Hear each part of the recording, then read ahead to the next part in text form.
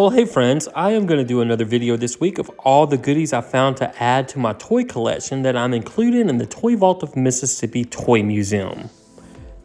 This week's haul actually includes some toys I bought from my Whatnot app and a couple things we had left over from our estate sale that I decided I really didn't want to get rid of. Alright, I got my box in from my Whatnot app. This is the stuff I bought off Whatnot. This was $3 off Whatnot. It's one of the sisters for the new Little Mermaid movie that came out a year or two ago. And then I got this vintage Barbie case. I don't know if I have one of these or not for the Toy Museum, so I went on and picked it up because I think I either paid $4 or $5 for it. It wasn't much.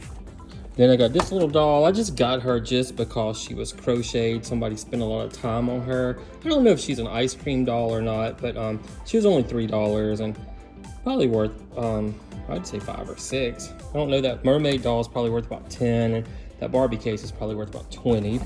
And then I got this Monster High little locker set. It's got the doll in it. It's got some extra outfits and keys. I paid $19 for it. I got into a bit and more, but I figured that's probably worth at least $30. Got these little itsy bitsy pins for $3, and they're probably worth about $6. That little Raggedy Ann plate, a vintage one I wanted, it was $3. I'd probably only put about $5 on it.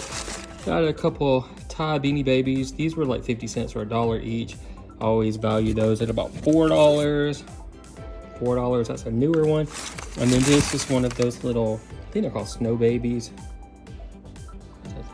Snow Babies, and with Elmo. So I did pay $3 for that, but that's probably worth about $10.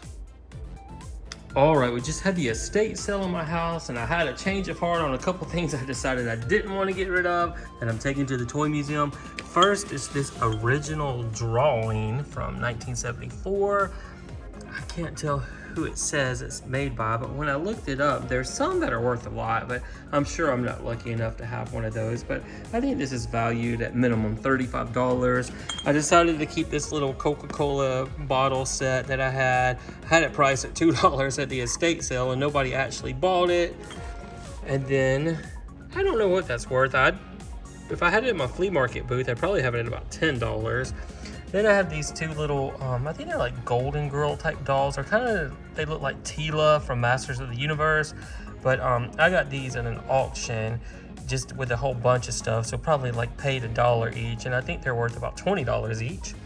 Then a couple tins I decided to keep. Keebler soda crackers and a chocolate pretzel flips tin.